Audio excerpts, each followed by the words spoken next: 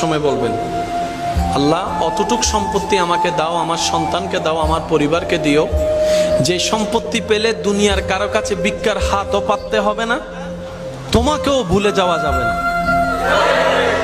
আল্লাহ অতটুক সম্পত্তি আমাকে আমার বংশধরকে দিও, যে সম্পত্তিটা পেলে তোমার দরবারে শুকরিয়ার নামাজও বাড়াই দিব, মানুষের উপর দয়ার হাতটাও বাড়াই দিব। আল্লাহ আমাকে আমার পরিবারকে অতটুক সম্পত্তি দিও না, যে সম্পত্তিটা পেলে তোমাকে ভুলে যাব, তোমার নবীকে ভুলে যাব, ইবাদতের কথা ভুলে যাব, অহংকারী হব, হিংসুক হব। আল্লাহ সেই সম্পত্তি দিও না, যে সম্পত্তি পেলে দুনিয়াতেও লাঞ্ছনা, আখেরাতেও লাঞ্ছনা। ওই সম্পত্তি দিও না, অতটুক দাও যতটুক পেলে মাথা উঁচু করে দুনিয়ার সামনে বাঁচতে পারবো, আর সময়ে সময়ে নামাজের মাধ্যমে তোমার দরবারে মাথা ঝুঁকায়ে সিজদা দিতে পারবো।